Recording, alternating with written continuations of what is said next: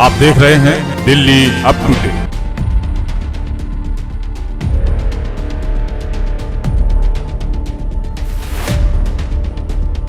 Clips में जो साफ सीसीटीवी में आया है वो यही आया कि इन्होंने इंटेंशनली उनकी जान ली है। उन्होंने जैसे देखा कि भांजा मेरा गाड़ी लेकर आगे गया, वो निहत्थे अकेले खड़े हुए हैं वहां पर। उन्होंने कांच का टुकड़ा ऐसे जोर से ऐसे फेंका, उनकी तरफ मारा कि वो चाहे उसके पेट में लगता, चाहे गर्दन पे, चाहे पैर पर, वो कहीं ना कहीं लगता ही लगता। इंटेंशनली उन्होंने मारा कि अब ये मर ही जाए बस।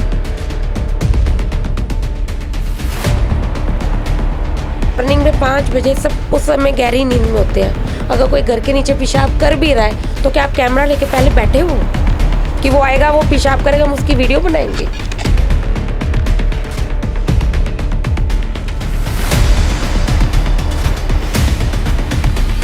हमारा कोई कमाने वाला नहीं है, वही हमारा एक सहारा था। हम उसी के सहारा जी रहे थे। अब हमारे को कोई सहारा नहीं।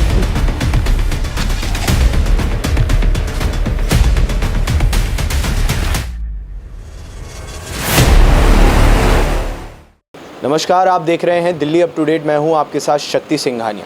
कुछ दिन पहले मुखर्जी नगर से दिल दहला देने वाला एक सनसनीखेज मामला सामने आया था।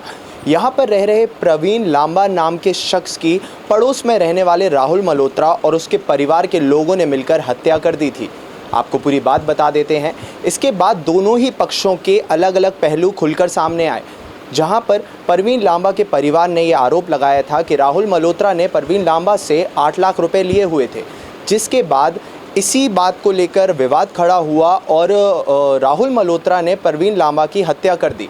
वहीं राहुल मल्होत्रा के परिवार का कहना था, उन्होंने आरोप लगाया था कि प्रवीण लांबा अपने भांजे के साथ उनके घर के बाहर आए और उनसे बदसलूकी करने लगे, जिसके बाद विवाद बढ़ा और राहुल मल्होत्रा ने उन पर हमला किया और ये एक एक्सीडेंटल हमला था, जिसके बाद प्रवीण लांबा की हत्या हो गई।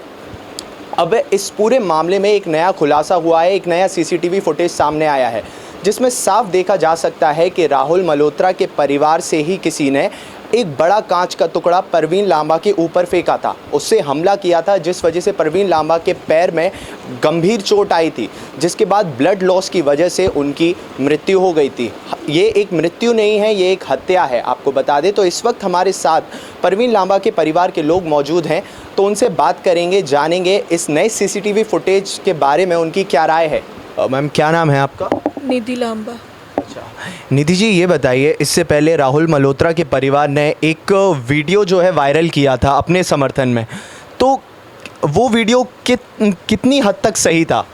सर, वो वीडियो क्लिप्स में सिर्फ वो चीज़ें थी जो सिर्फ प्रवीण लांबा के अगेंस्ट थी। अपना उन्होंने कुछ नहीं दिखाया। उन्होंने इतना उकसा दिया था और मारने के मोटिव से ही वहाँ खड़े थे, जो वीडियो वहाँ बना रहे थे। जिसको मारने का मोटिव नहीं होता, बाय चांस जो चीज़ हो जाती है, उसकी वीडियो नहीं बनती। प्रॉपर उनके फ़ोन से बनी हुई। आप उस वीडियो को शो करेंगे तो आप देखेंगे कि वो उनके फ़ोन से बनी हुई, सीसीटीवी फुटेज की नहीं है।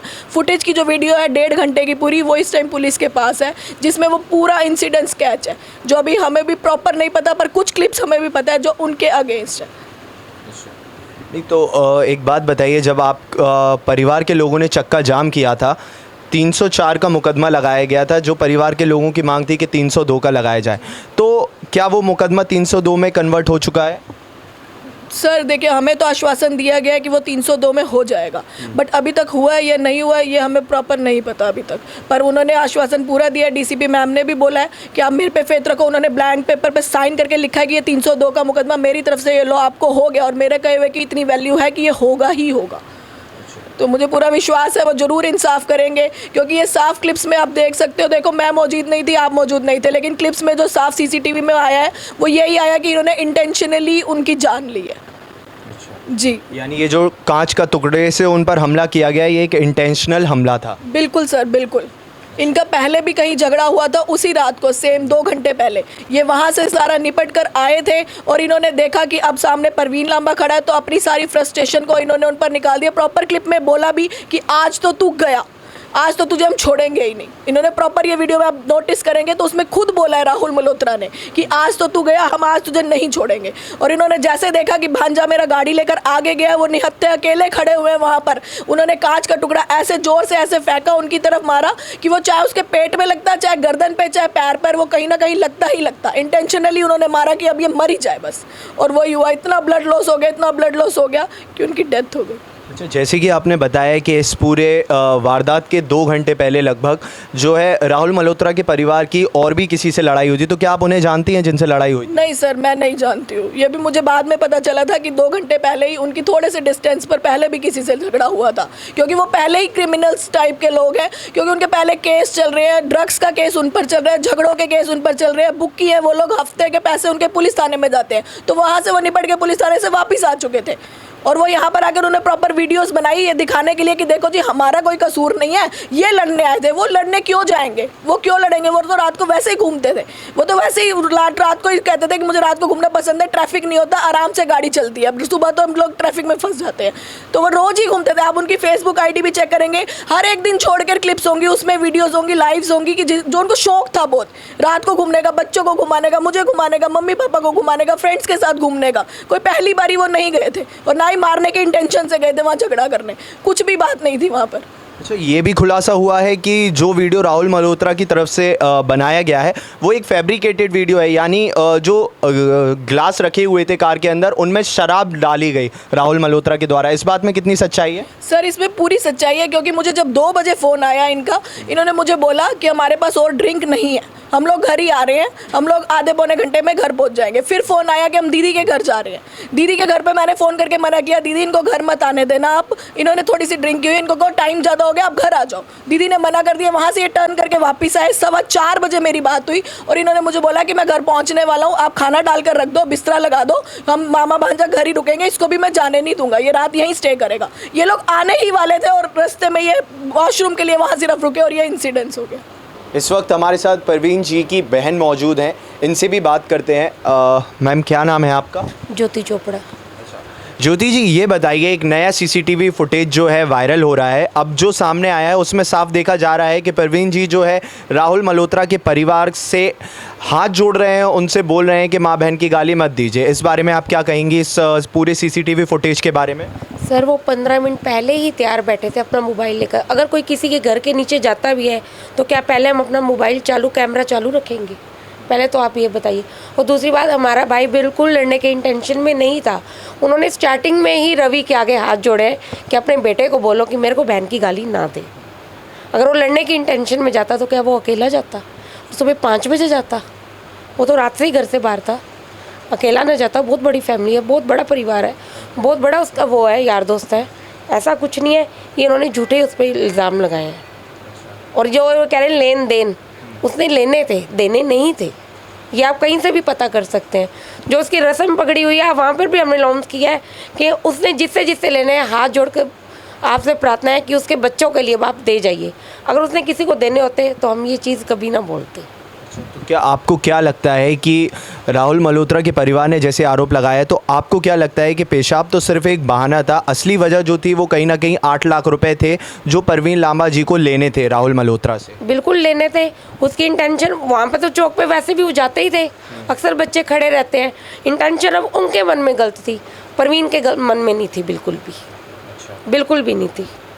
और इससे पहले राहुल मल्होत्रा ने भी एक वीडियो जो है वायरल किया था, सभी को चीख कर बताया था कि देखिए हमने कुछ भी नहीं बोला, परवीन जी जो हैं वो पत्थरबाजी कर रहे थे, हम पर गालियां दे रहे थे। उस बारे में क्या कहेंगे? सर मॉर्निंग में 5 बजे सब उस समय गहरी नींद में होते हैं।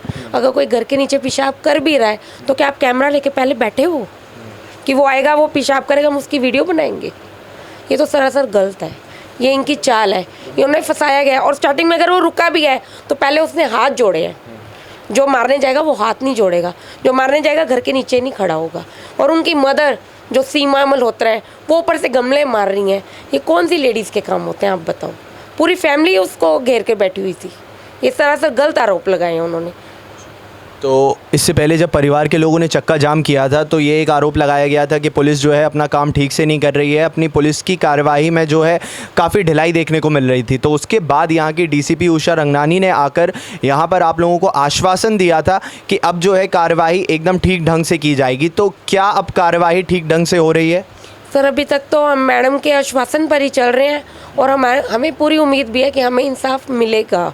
इस वक्त हमारे साथ परवीन जी के माँ बाप मौजूद हैं, इनसे बात करते हैं। आंटी जी ये बताइए, जैसे कि आपने अभी बताया था कि आपने सुबह सुबह राहुल मल्होत्रा को कार के पास देखा था, तो क्या देखा था आपने? पूरी बात बताइए। उसके हाथ में शराब थी और हमारी गाड़ी वहाँ खड़ी थी तो वो उसकी वीडियो बना रहा था। ये मैंने खुद देखा। मैं न्यू लाइफ से घर आई थी बच्चे के लिए कपड़े लेने, तो उसको पेंटामैन लेके जाना था, तो मैं घर कपड़े उठाने आई तो ये फ़ोटो खींच रहा था मोबाइल से। हाँ जी, मैंने खुद देखा। तो उसके हाथ में पहले से दारू की बोतल थी? हाँ जी। अच्छा, और ये कितने बजे की बात है? 8:30 का टाइम होगा। लगभग 8:30। 8:30 का टाइम होगा। अच्छा अंकल जी, अब ये बताइए क्या चाहते हैं आप लोग? हम इंसाफ चाहते हैं, हमारा बेटा मर रहा है, उसका इंसाफ मिले हमें। हम बूढ़े, हमारा कोई कमाने वाला नहीं है, हमारा कोई कमाने वाला नहीं है, वही हमारा एक सहारा था, हम उसी के सहारे जी रहे थे। अब हमारे को कोई सहारा नहीं है, उसके अलावा हमारा कोई सहारा नहीं है। उसके 2 बच्चे हैं छोटे छोटे, बीवी, छोटी बीवी जो है, बस और हमारे पास कुछ भी नहीं है। उसी का ही सहारा था, वही हमें घर पाल रहा था। सारा घर भर। परवीन जी के परिवार में कौन कौन था? और 2 बेटे हैं, एक बहू है, एक माँ बाप है। बस बेटा मेरे को कुछ नहीं चाहिए, मेरे को मेरे बच्चे का इंसाफ चाहिए। मेरे एक ही बेटा, बस मेरे को इंसाफ चाहिए। क्या इंसाफ चाह रही हैं आंटी जी? फांसी चाह रही हैं? क्या चाह रही हैं? हाँ, फांसी चाहिए मेरे को। हमारा जैसे मेरा बच्चा कहे ना, वो भी तिल तिल मरे, उसका बाप भी तिल तिल मरे कि अपने बच्चे का दुख कैसे होता है। उसके पास तो फिर भी 2 हैं, मेरा तो 1.25 लाख था।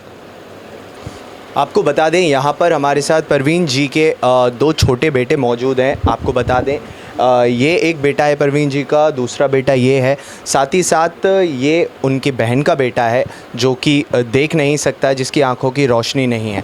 अब सबसे बड़ा सवाल यहाँ पर ये उठता है कि एक परिवार ने अपना किसी ने अपना पिता खोया है, किसी ने अपना भाई खोया है, किसी ने अपना बेटा खोया है।